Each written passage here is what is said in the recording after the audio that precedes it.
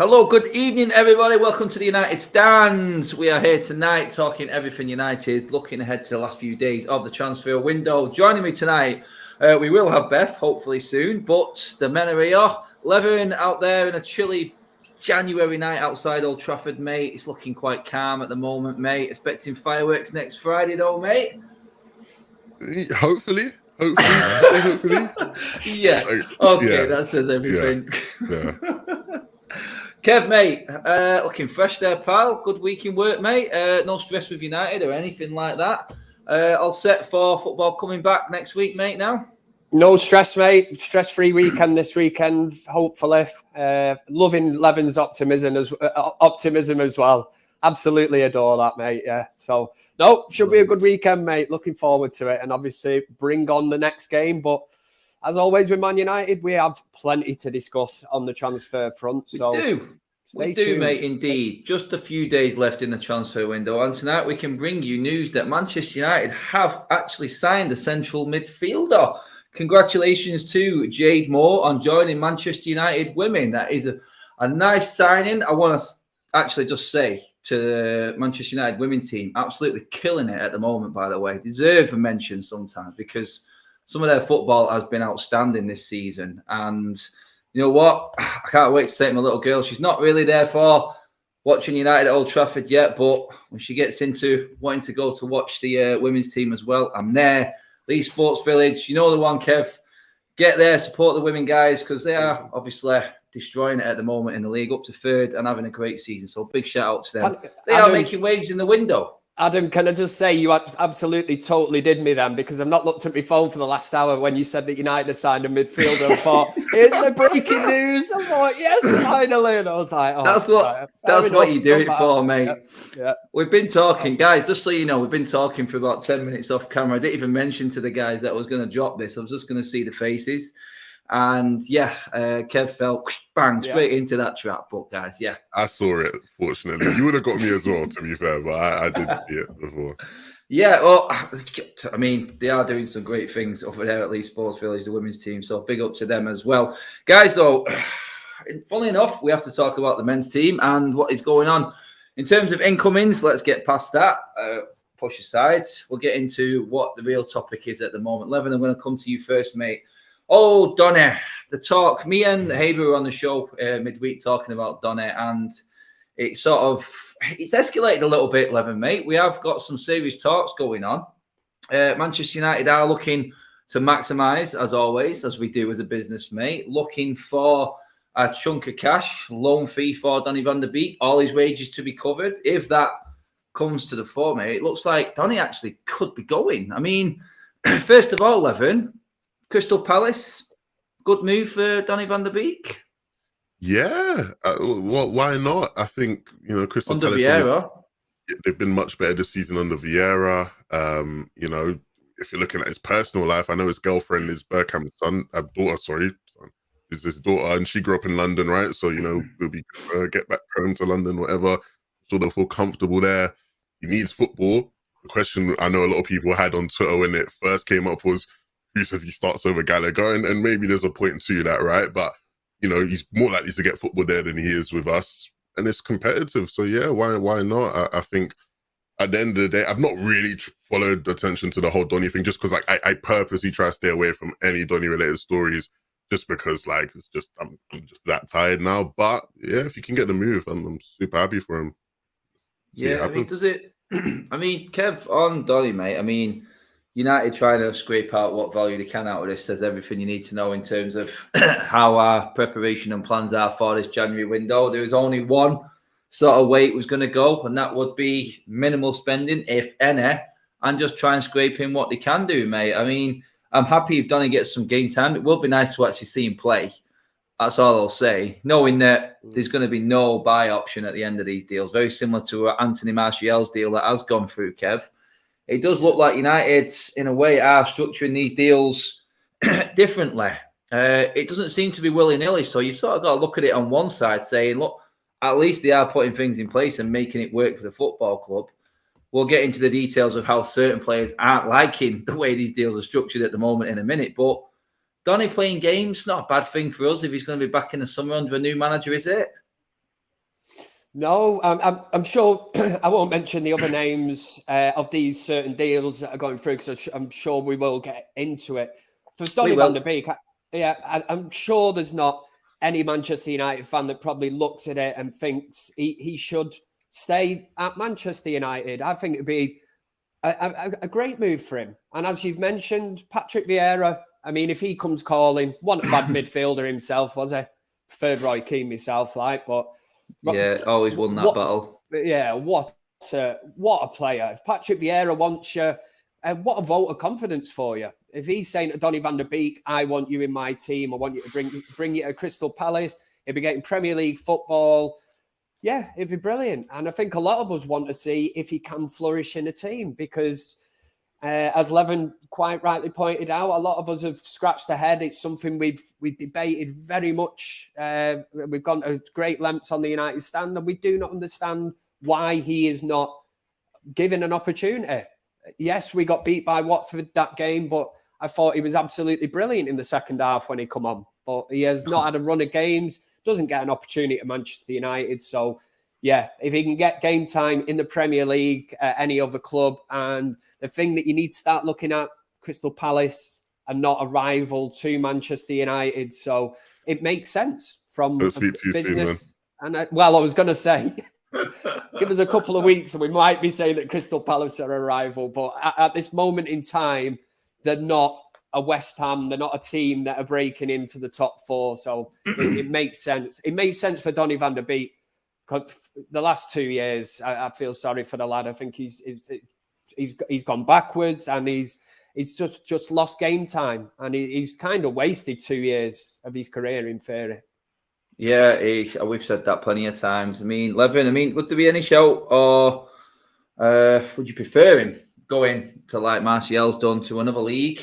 I ideally think it's better to see him play in the Premier League because we still don't know, mate, with a run of games, how he can handle it. Everyone says behind the scenes, Donny, not ready for the Premier League. He's not physical enough. He's not up for it. We've heard the physicality comment from Real Franjic many a times, mate. But surely, I look at Fred and I go, physicality? No.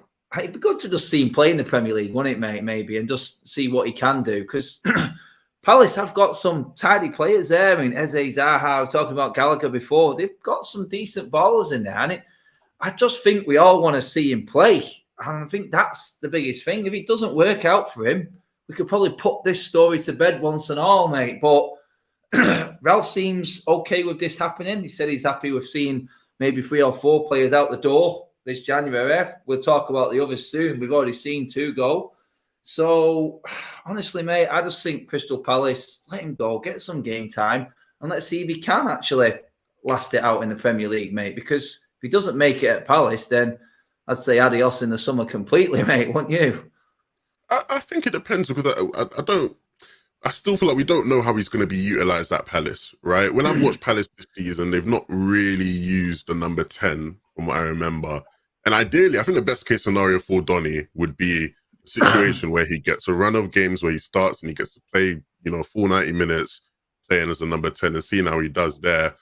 But I still think Vieira will make good use of him. It was interesting. The first article I saw at him about the Donny thing, it was talking about how Vieira wanted a bit more experience, which obviously, considering how he's like sort of just not done anything for the past 2 years, it sounds a bit ironic to people. But, he is a player who's obviously played in big games and he understands what it means to play in big games. And so, yeah, look, if he goes to Palace and he's utilised, very well, they optimise him, get the best out of him and he's playing consistently, yeah, I think that would be great. But I don't want to get my hopes up just because there's a chance that he goes there and maybe Vieira runs into the same problems that, whatever Rangnick and Oli had where they go, actually, maybe I don't want to use you how I thought I wanted to use you, right? So you can never rule it out. I hate to say it, right? Because people are going to go, what is this guy talking about? Don't be too negative. But, I think we need to wait and see how it actually plays out and how he's used.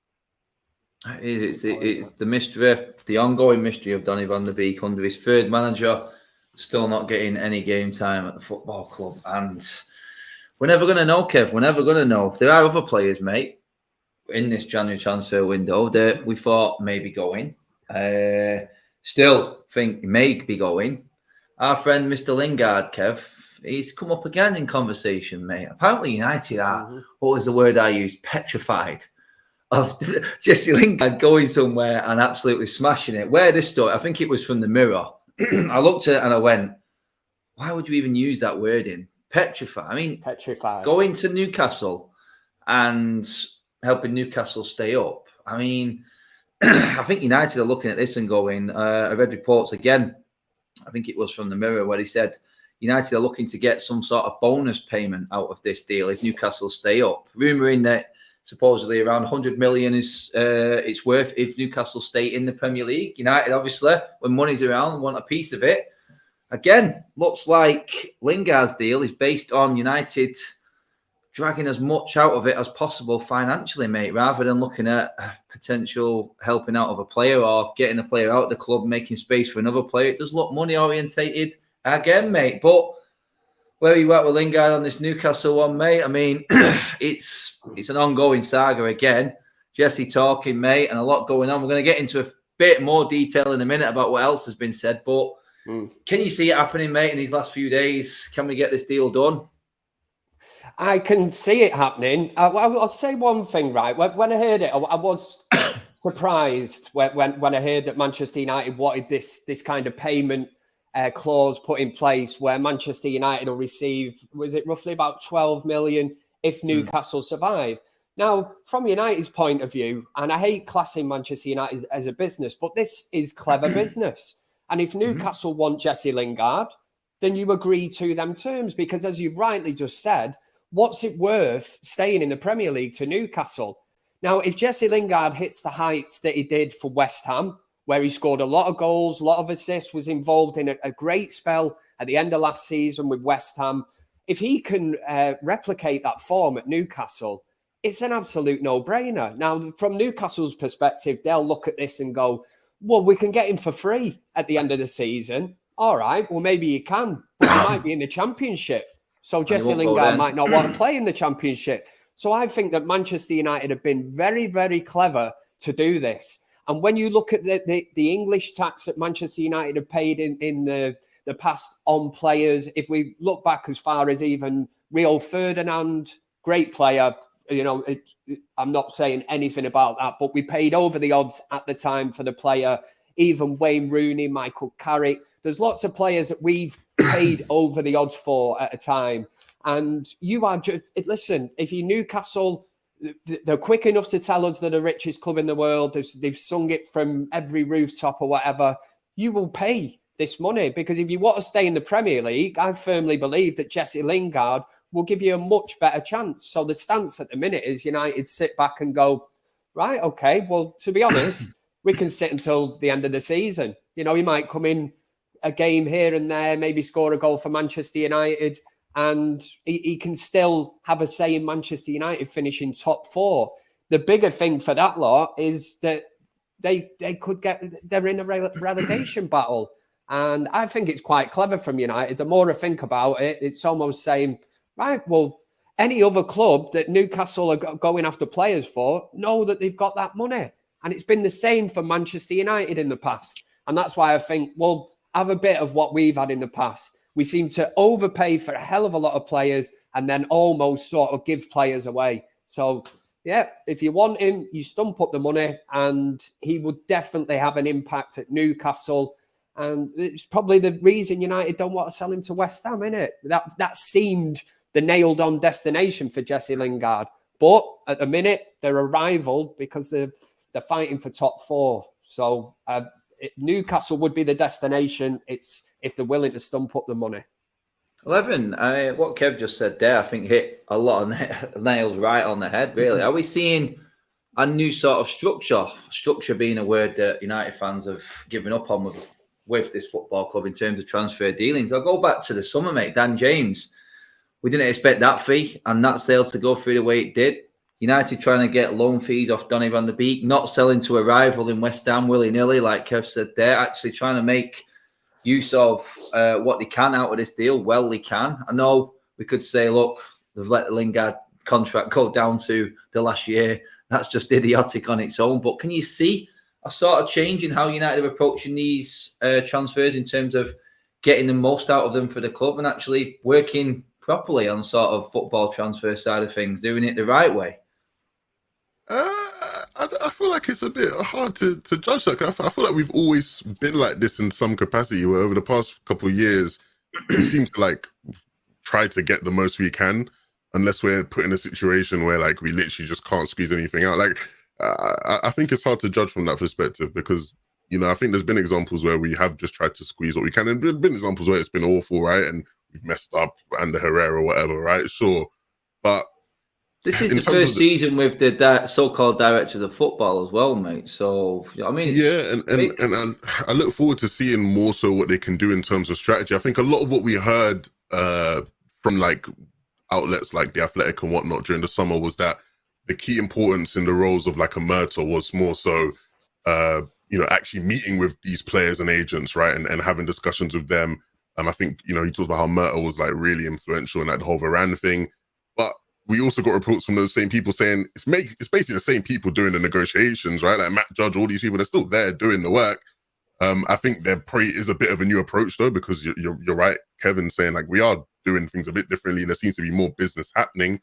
But I feel like the proof will be in the pudding in terms of how successful we actually are on the pitch, right? If they're making a bunch of deals here, deals there, and we're still staying in the same place, you know, eventually we're going to say, well, yeah, they're doing deals, but we're not profiting from it. Yeah. We're not benefiting as fans from it. So, yeah, we'll see. We'll see. Lingard, though, definitely is another example of someone where let's just close this chapter. I like Lingard. I like Jay Lings. You know, all the, you know, I'm a fan of that. You know, I like Jesse. Let's just move on from it, innit? Like, I'm a bit tired now, and I wish him well, the same way I did when he went off to West Ham. If he goes to Newcastle, good luck. Try keep them up, mate. You know, good luck, mate. You know, I'm not bothered. I mean, Kev, Nate in with a super chat, which brings us on to the next part of the Jesse Lingard saga, you could say. I agree with that. Just let the lad go. He's been lied to by Ole. He was in line to start versus Leeds, according to Ole, so let him go enjoy himself. There are reports, Kev, coming from the Mirror again. Take that with what you want to. Saying the treatment of Jesse Lingard has not gone unnoticed by his so-called teammates, especially, and they name Marcus Rashford. I can't believe that's the name Marcus Rashford as someone who has noticed how ill-treated Jesse Lingard been, or how ill-treated Jesse Lingard has been by the football club. I mean, you're reading much into this, Kev. I mean, can you see other players looking at this and going, oh, this is bad, this? I mean, I'm seeing Marcus Rashford actually start to play better, so kind of doesn't like go along with it, does it? I mean, I think Rashford's turning a little bit of a corner, and for them to come out and say, look, other players are starting to kick up a stink because of the way the teammates have been treated, I think it's a nothing story in my eyes, mate. But honestly, I think this is going back to the time when we weren't doing so good, mate, and the media were jumping on anything they possibly could just to bring United down. Are you reading anything into these stories at all regarding Lingard? No, he's unhappy. Ollie's had a lot to do with that, in my opinion. I do agree with what Nate said there, because he was convinced in the summer.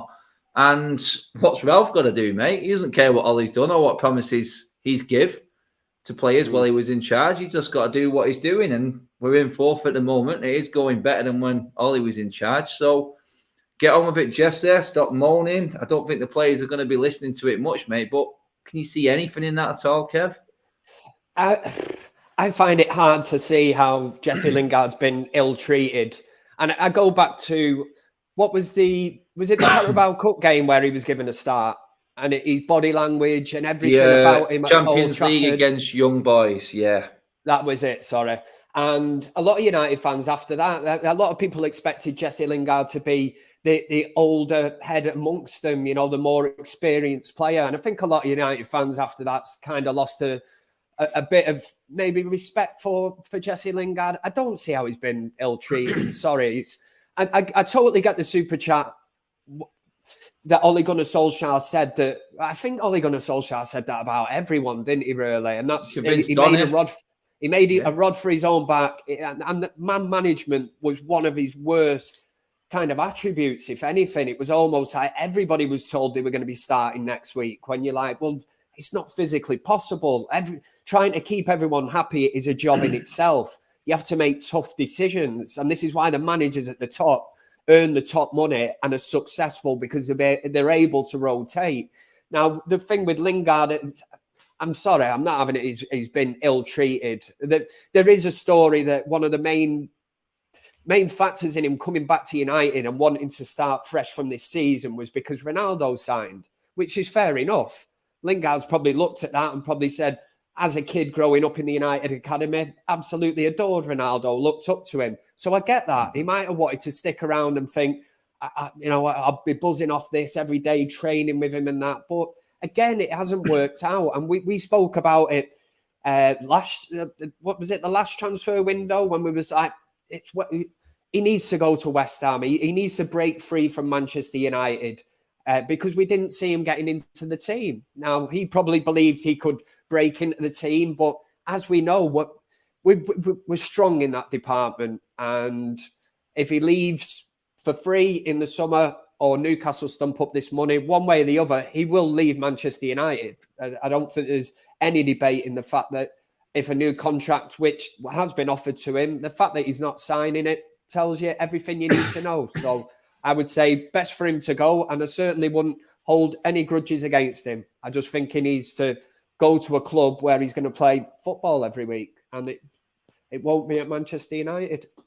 Yeah, I mean, Leven, do you see any ill treatment at all there from the club, or do you just see, look, things went wrong on the pitch, like you said before? If things were great on the pitch, I think this situation off the pitch wouldn't even be put out in public, mate. It really wouldn't. But I just see it as Ollie came in, started the season, made a few mistakes behind the scenes, and Ralphie's just tidying up a mess that Ollie really should have probably tidied up himself in the summer. How do you see it? I don't see Lingard being ill-treated. I'm with Kev on that, but do you differ at all, mate? Has he been harshly treated at all in this for you? I'll be real. From my perspective as a fan, everything I've seen in terms of the information being presented, I don't see how he's been mistreated. That's not how the story has been portrayed to us as fans, right? But as always, I think it's important to add some perspective. And in terms of coming from the players, I could see why the players would feel that way, right? Because it's easy as fans for us to just see these players as just assets. Like I saw a guy in chat literally earlier just say straight up, yeah, he's our asset. If he wants to leave, let's use him up until he goes, right? It's easier for us as fans to do that. There's no connect there, right? If you're Marcus Rashford, if you're Bruno Fernandes, you're one of Jesse's teammates, you don't see him as an asset, you see him as your friend, right? If you're in training with him every day and he's balling out, yeah, you might think in your head, I wonder why Jesse don't play more. He's balling out in training when we're all playing, right? So I can see that, like how that could be a thing. But ultimately, that's not how the story's been portrayed to us, right? As fans. So look, again, I'll say it again, Jesse is a great player. We saw that when he went off to West Ham. If put in the right situation, he has the tools to be effective. And hopefully he gets a chance to do that. It's not going to be here, right? We've seen enough now to know that that's just not going to happen here for whatever the reason. I think the ill-treated line is probably coming from the fact that Manchester United have asked Rangnick, does he want to keep Lingard? Newcastle are interested. From the reports, it's Rangnick has come out and given it his blessing and said Jesse Lingard can go to Newcastle. The stumbling block, as I mentioned earlier, is the fact that Manchester United are being quite sort of cute, clever, and kind of arsey at the same time by asking for this 12 million if Newcastle stay in the Premier League. It wasn't long ago Manchester United were after Longstaff, was it? And we were quoted something absolutely ridiculous, if reports are believed, 50 million. So this is the way, if this is the new regime and the way that United are going to work, I'm all for it, man. Daniel Levy, at Tottenham, he's like this, isn't he? He's a businessman, and this is how it should be run. And all you need to look at, the fact is, Jesse Lingard is contracted to Manchester United until the summer. So if no club can agree a fee or agree a loan or whatever, he'll stay at Manchester United. And it's whether you look at that now and go, oh, he's being held against his wishes. You know, he wants to leave and all that. Well, all right, but he can leave in the summer and he'll get a hell of a massive way in, won't he? He's able to negotiate his own wages, and I'm sure he'll get his signing on fee, which will go to him. And yes, Manchester United will lose all that, but I'm sorry. He'll be sound. He'll be all right, Jesse.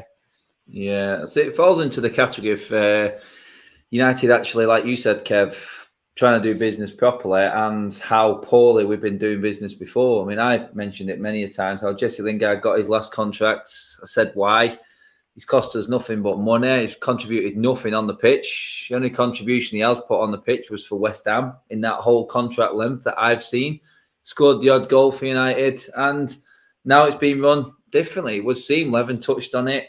They are starting to change things up. It's going to be interesting over time more. And I agree with what Leven said there in terms of the direction of football and the structure and how it works. Because one season, he's never going to give you any indication at all. And it has to marry what happens on the pitch, and the structure needs to coincide and work that way. But I do believe that it comes back to that discussion that we had a few weeks ago about the summer camp being over. We all wanted this when Ralph came in and we was expecting this. We weren't really bothered if the players were going to kick off, and now we're getting what we wanted. It's good to see. In a way, I do feel a little bit for Jesse in terms of it's his boyhood club and it's ended this way. I mean, it is a bit of a shame that it has ended this way with him saying he's fallen out of love with the club or whatever. Or it could just be Jesse said none of this, and it's all a load of crap made up by the media again. Like Leven said, how it's being portrayed out there in mainstream media that Jesse Lingard is upset and unhappy with Manchester United. It just might not be the case. Black and white, Kev said, contract till the summer. He will move in the summer. We move on. And honestly, if things were working better on the pitch, I don't think anyone would be kicking up a stink at all. So, yep. Quick shout out to latest member of the Manchester United team, Robert Temple. Thanks for joining the United Stand membership club. Everybody, if you do want to join the membership on United Stand, just go onto the main page, click on the join button, which is right next to the subscribe button. If you haven't already, all the options will be open to you there. Ralph has been doing a lot of talking regarding players he does not want to leave as well, Leven. One of them being a Mr. Anthony, not Martial, Alanga. He has come into this team now and has strictly said, according to Rob Dawson of ESPN, that any offers for Alanga to go out on loan will be immediately rebuffed. He sees him as a player that will play a key part towards the end of the season, playing in one of the front wide roles of a 4-3-3, apparently, alongside Greenwood, Sancho, and Marcus Rashford. In a 4-3-3, is he your mainstay at the moment, Leven, Alanga? Because I think we've all enjoyed watching him come in from a decent training session and taking his chance. It's good old days sort of football, mate, isn't it? Play well, stay in the team.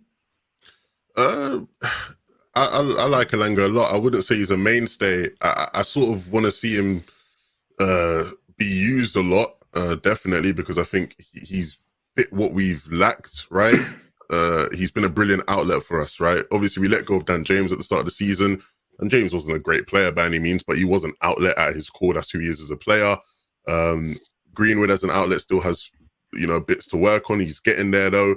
Rashford was our only other outlet, right? But he's just had really poor form for most of the season. So Alanga was sort of in the right place at the right time when Ralph came in, right? Because you have a team that needs outlets but lacks outlets, and you just have a young, hungry player in Anthony Alanga there, ready, and he's come in and he's impressed a lot of the time. So yeah, I'd like to see him be involved still. I wouldn't say he's a mainstay because I think we're going to start reaching that territory where, as fans, purely because of excitement, we do just start to overrate him or maybe put too much pressure on him to perform at the highest level when he still needs time to develop and improve. But no, I don't really have any complaints about Anthony Alanga. I love his attitude. I love, the way he plays. And, I think it's clear that he's somebody who does probably have a future here. It's key, Kev, really, because he coming in has kicked out a couple of the so-called big-name players and maybe got their head back on the ball again to get back in the team. Like Leven said, Alanga can't play every game.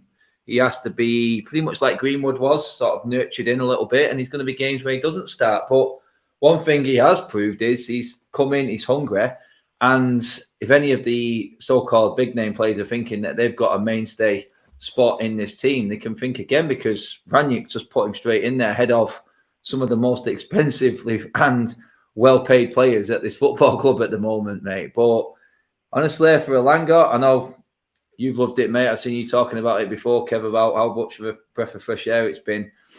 in terms of that Middlesbrough game next week, just for example, does he start in that game for you? Perfect game for him to come back in.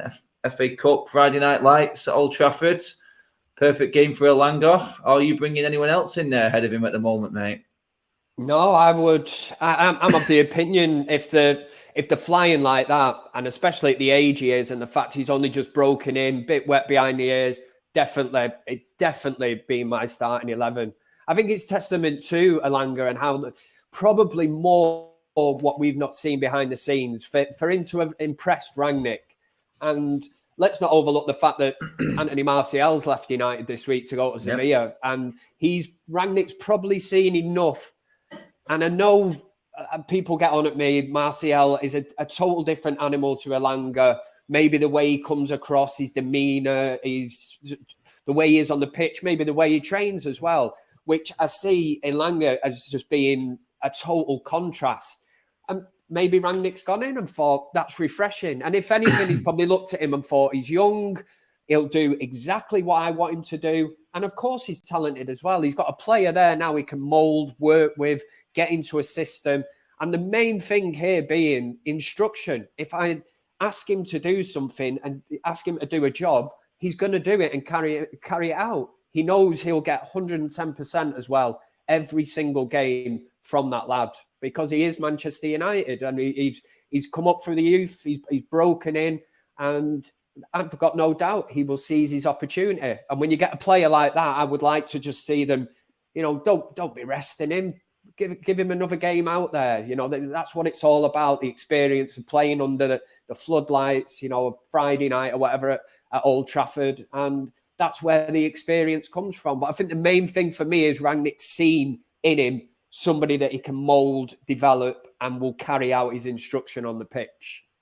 Yeah, Kev will understand this, but Leven, I'm not sure you're of the age group to remember this, but the fact that Anthony Lingard has already got a song to his name in one of the classics of all time from Clubland, mate, in Rhythm is a Dancer. I mean, he's making it, mate, isn't he? He's making it, Leven. He's there. He's got a song already. It's crazy. The fans absolutely love him, and it's only going to inspire him more, really, isn't it? Yeah, no, the song is good as well. The song is good. I wasn't outside when the song was really out, hot, right? But I have heard it, and you're aware that's a classic. Look, I think with Elanga, I think it needs to continue how it is again, right? And I don't want to sound like the guy that's too pessimistic, but I don't think we have a reason to overwork him. You know what I mean? Like, we don't have a reason to overwork him right now. Like I said, he fits the profile of what we've needed in the team in the attack, and that we were lacking, especially with Rashford's poor form. And so, we needed him. He stepped up and he provided. And let's continue his development and keep integrating him into the squad. That's it. I mean, Martial's left, Kev. You mentioned it there then. Ahmad has gone up to Rangers. We've seen Dan James go in earlier on this season. Lingard's on his way out. Donny could be going as well. I mean, there's a lot of forwards leaving here. And we're actually clearing deck, mate. It's not the exodus that we sort of drastically expected to see. Like, oh God, it's great. They're all going. But slowly but surely, Rangnick's doing some tidy bits of work. And in terms of where these players are going out to, the loans, are you happy with the destinations? Is it good places for them players to go? And then still have that option and that chance to come back and impress the new manager in the summer. I mean, Ahmad was playing alongside Elanga in the youth system as well. He's gone up. I think Ralph's just doing it in a proper manager's way for me. It's like, son, you're not going to break into this first team, but you may have a future. Go and play some first team football in, I would say, competitive league in Scotland. It's not. There's 2 teams in it, but good experience for him. And do you feel like Rangnick, he's coming across, he's getting his teeth into the job right now, I feel, mate, because if Ollie was still here, I honestly don't think Martial had been gone right now. I don't think Ahmad would have been going out on loan right now. And we wouldn't have seen Donny leave. I'm pretty certain we wouldn't have seen Donny leave. And we're talking about that right now. I think Rangnick is doing some work there, I think, Kev. I would say these are very big calls, and ones maybe a few months ago, no Manchester United fan could have called this. you'd have been looking and saying, yeah, there's still some dead wood, kicking around at the club. You probably would have even thrown the likes of Dallo, who's played himself into the 11, saying, yeah, he could probably leave, Phil Jones, Mata, Matic. There's loads of players that you look at, obviously Lingard, like you say, but United are definitely, and this is coming from a managerial perspective, are choosing the clubs that they want these players to go to. Ahmad going to Rangers, like you say, not the most competitive of leagues, but Rangers are the champions of Scotland. They'll have a big say in where that title goes this season. So that's a great boost for him. And it is a massive club to go to Rangers, playing in front of, big crowds. Big crowds. That's what I was looking for. I didn't know the attendance, but big crowds. That's what we're talking about. Big games, Ibrox. It is a tough league. Let's say physically tough. And if there's one thing, you maybe look at Ahmad and think he is a bit lightweight. So he's going to get kicked, and it'll be one of them, won't it? Welcome to Scotland. He's going to get a bit of a kicking wherever he goes because he's the 38 million man. So people will go out there. They'll want to kick him. They'll want to see what he's about. And this is where it will be up to him to stand up. Martial going to Sevilla is surprising to me. I thought there might be other teams in for him, but again, they're fighting going well for La Liga. He's in a title race up there, mate. Could be main man. Exactly, going well in La Liga, and I'm interested to see if he's going to be played as a number 9. The one thing I'll say about Martial is he come to Manchester United. He wanted to be the number 9. It didn't work out that way, but he certainly never held back in his thoughts that he is and can one day be a number 9. So it's one to look at interesting. I'll look at it and I'll be like, let's see how he gets on. And again, it is a competitive league. It's more competitive La Liga than what it was. And let's see if he can have a say and the performances he puts in. Or is it the flip side where you look and you go, that's the Martial that turned up for Man United when he decided to play. So much talent and 6 years at Manchester United. Again, he just needs a change, and we'll see how that one pans out. Yep. Second new member of the night. Well, we've been on live. Anthony, welcome to the Members Club at United Stands. Thank you very much. And thanks for everyone welcoming to the Members Club. Leven, before we move on, quickly, your thoughts on the destinations. I've seen Ethan Laird go to promotion chasing Bournemouth. We're now seeing Ahmad going to title challenging Rangers, title challenging Martial in Seville. This is a job of a director of football and that sort of structure thing, to making sure we get players to places that are going to prosper them as well to come back to the football club, little things like that. But first of all, just give me a mark out of 10 on Kev's Scottish accent. I mean, we've rated him on his German one for Ralph, Leven, but and everyone in the comments as well, let's see what you think of Kev's Scottish accent. Give me a 1 to 10. What are you going with, Lev? The German one was good. The German one caught me off guard, and so I think that one is just a level ahead. The Scottish thing, it was a bit meaty. I'll be honest, Kev. It's not your best work. I've seen better from you, to be fair. But nice to say. Look, as Ahmad's loan sort of plays out, I'm sure it will gradually improve. You know what I mean? I'm impressed with the whole Ahmad loan just because I think he's somebody who. He's almost unlucky in comparison to Elanga, right? Because when I talked about Elanga, I talked about how he fit the profile where he's just like an outlet, and we've been lacking that. Ahmad isn't that, and the kind of player Ahmad is, we have I wouldn't say in abundance, but we have Sancho ahead of him in that type of a role.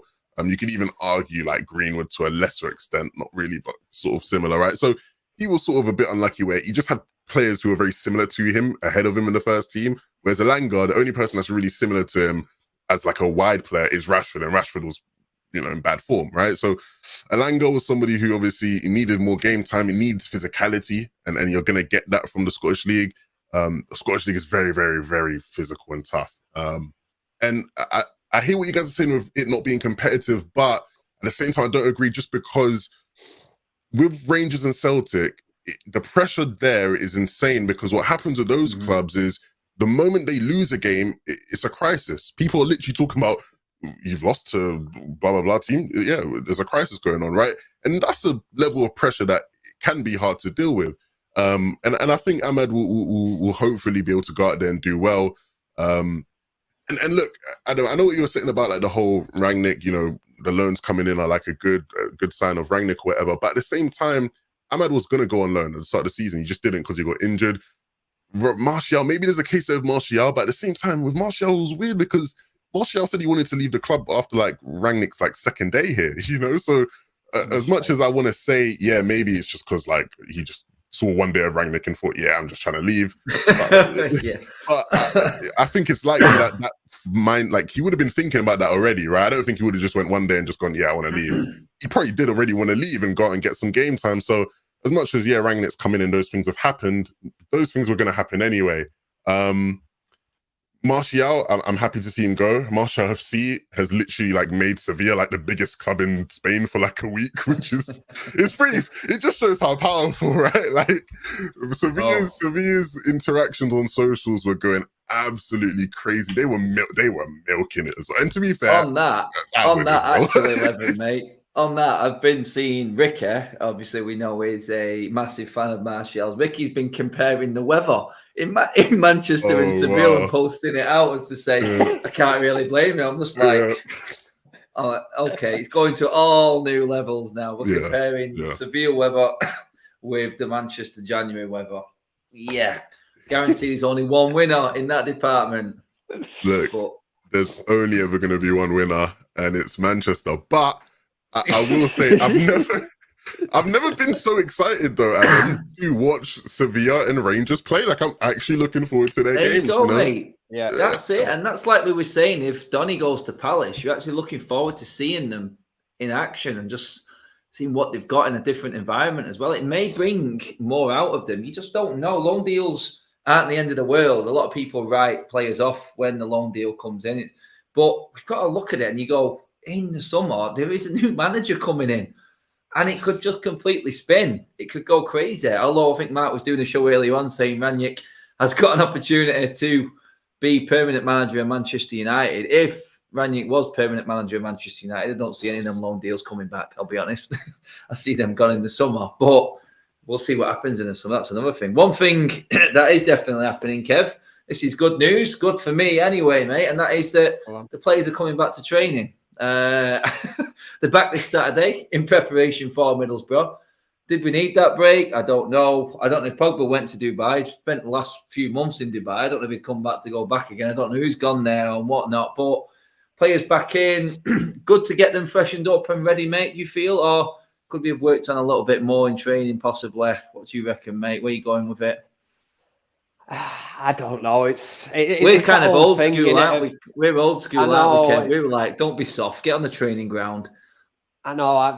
When I think back to, like 99 when United won the treble, and in that January, it was unheard of. Peter Schmeichel was given a week off, to fly off on a holiday, and he come back and United won the treble. And it seems ever since then, these warm weather training camps and that. But to me, it seems the teams that are doing really shit, and I'm not saying United are doing great, I'd probably put them in that bracket, are the ones that get dogs abuse from the fans, like, warm weather training in Dubai? Do you really think you deserve to be there? And all this. And listen, if it works, it's great, isn't it? It's a nice job if you can get it. Yeah, exactly. So if they get out there, and I suppose we can look at it and say our manager is relatively new at Manchester United. So I suppose a break, well, we call it a break, that obviously hope that they're working their asses off while they were out there. But as a team bonding kind of thing, the manager to get to know them, it is slightly different to certain other clubs. But I suppose come the end of the season, the proof will be in the pudding, won't it, as to whether it has been a success. And you would certainly like to see some kind of reaction and it's performance level, isn't it, with Manchester United at the minute? One kind half FC, aren't we? It's just we got maybe 45 minutes of football, which was the same under Solskjaer, and we're dead on our feet. And I understand that Rangnick's trying to get this pressing style of play and it's more energetic and you've got to be closing down and players aren't used to it. I've said it before. It's definitely a mentality and a fitness issue. So if we can get the fitness issue put to bed, we just got to work on the mentality side of things.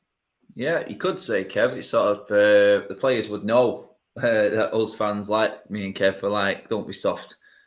Know that this sort of reaction's coming, and you might get a fully revitalised squad come back for that Middlesbrough game, and what is building up to be a big February month, mate, with all 3 competitions creeping in.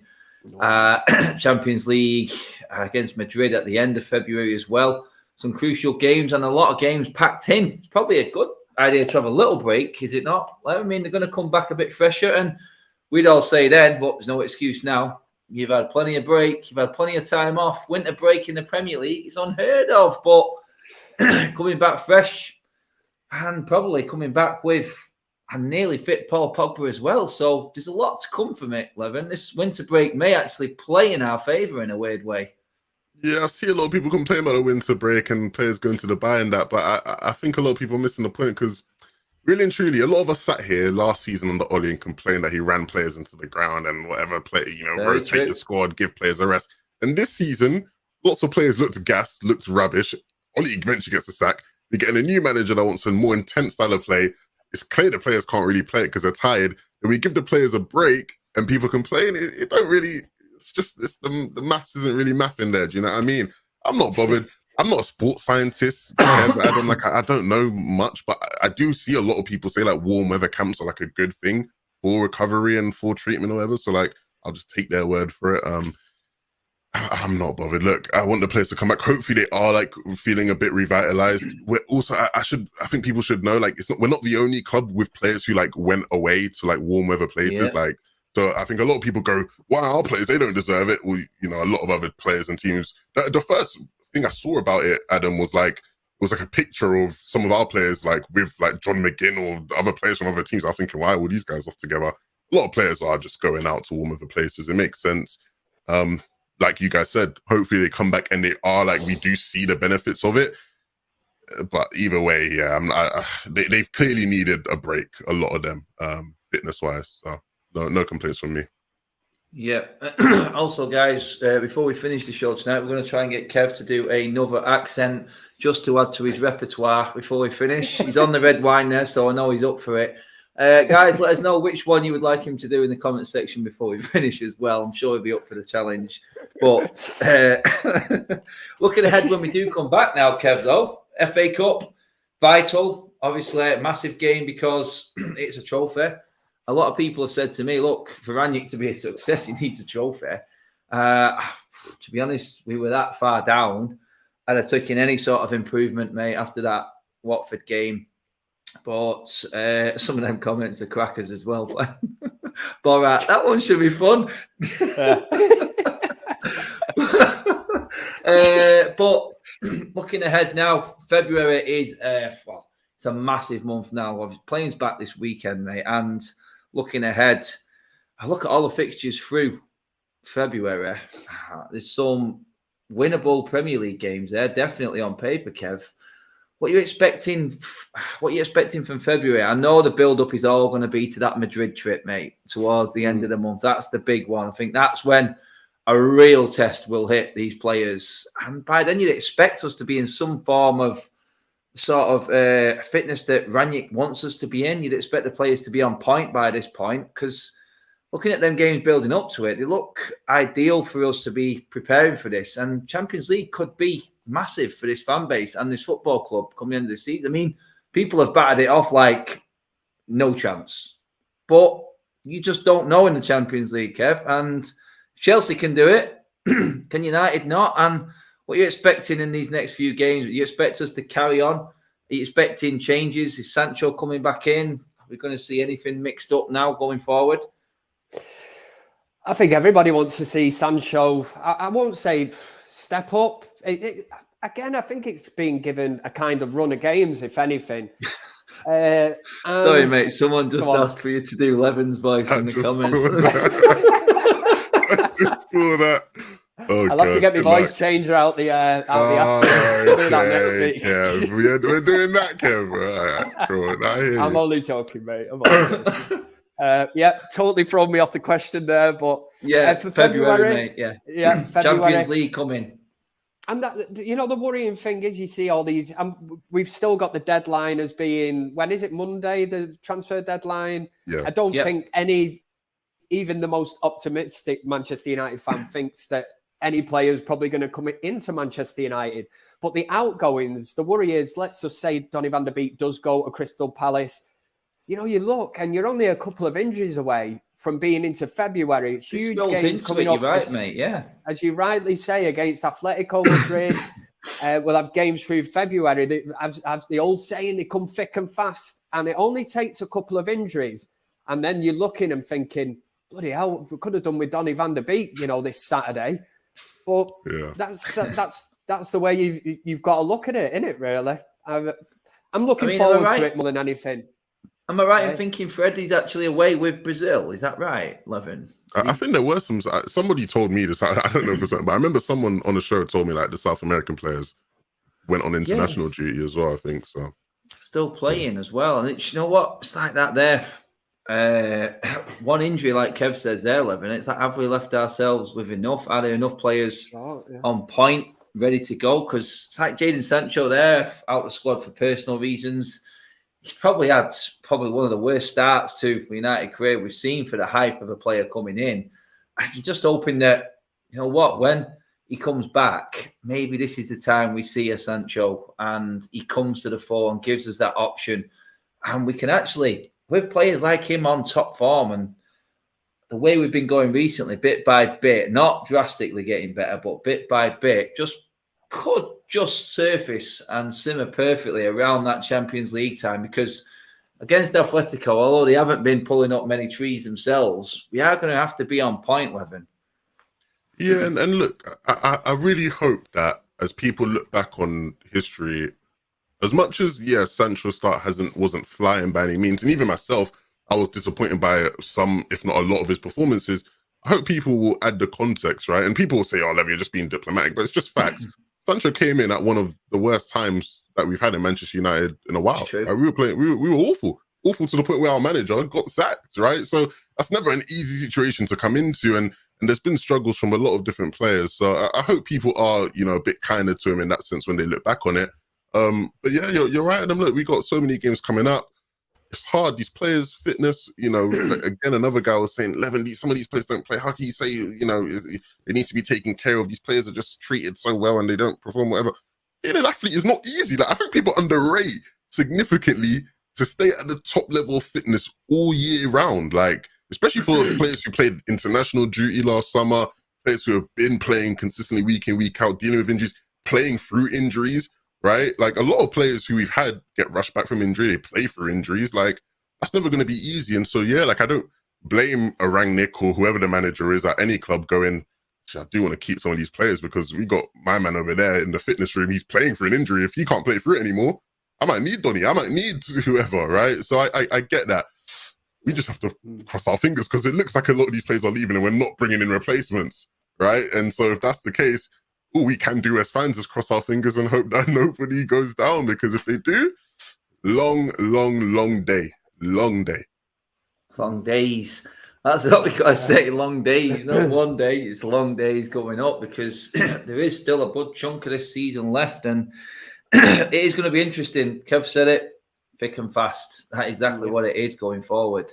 One thing that has been announced by Manchester United, no, it's not a signing. I did mention earlier on, and I caught Kev out with the signing of a midfielder for the women's team in Jade Moore. Fortunately, we're not doing bits in that side of it at the football club. But what they are doing, Kev, they're teaming up with Extreme Networks, trying to offer the fans a better Wi-Fi around Old Trafford and in the ground, just to make the experience better. What do you think about that, mate? Horseshit. Total horseshit, Oh, man. God. For anyone who doesn't know, by the way, Old Trafford, signal-wise, nightmare.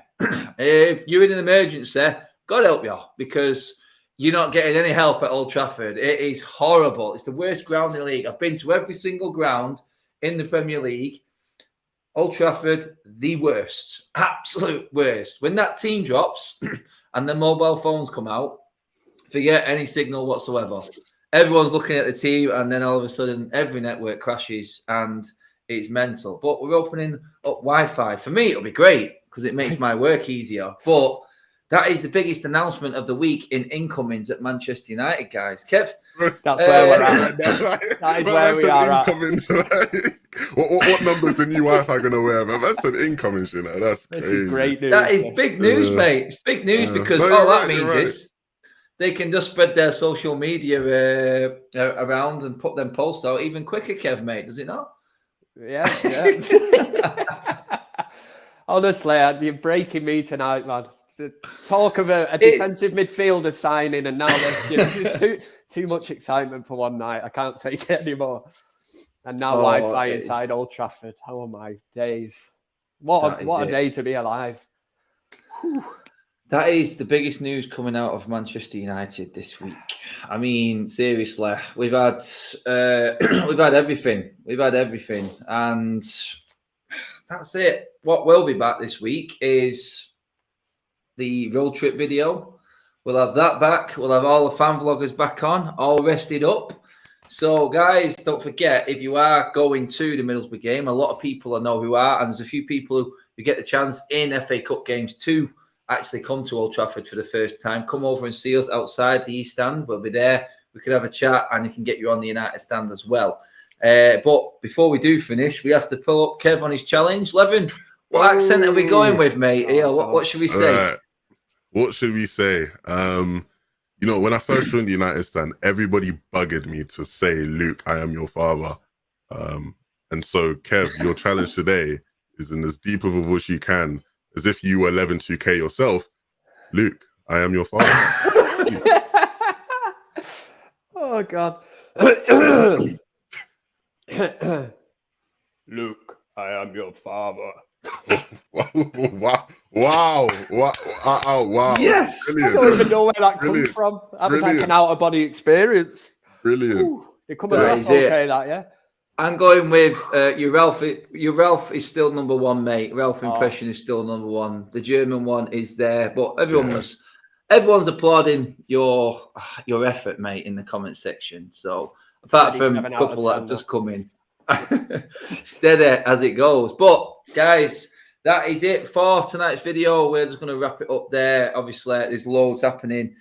We are doing a transfer deadline day special. Obviously, that will be on Monday. There's a busy weekend ahead, believe it or not, because anything can happen. And there's usually some story for United to and for us to answer. Just as I try and leave, someone super chats me, which I have to put up there as always. Adam, I have a question. Where does our stadium stand in terms of match day atmosphere in comparison with other Prem teams? Oh, there's one actually. Guys, have you actually been to many? Leven, have you been to many other stadiums around in terms of atmosphere? I've been to some, not any great ones atmosphere-wise. I actually did want to ask you on the back of that question as well. With the standing rails added, right? Has that helped the atmosphere? Because I know a lot of people said that would help. Well, the way that United have structured the singing parts now, acoustically, the away fans are in the best seats in the house. Makes it sound like a good atmosphere. Directly across from them is the singing section of United fans. Then in the other quadrant, that's where the new standing section is, and the little section of away fans as well. Standing does bring more atmosphere. It is inevitable, and it does. Oh, yeah. It does. There is a myth of where the loudest stadiums are. When St. James's Park gets going, it is very loud. I will say that. It's very rare these days because it's been crap. But when United come to town, they always seem to have a number recently, so it's always been very loud there. Villa Park's always one of my favourites, I must admit.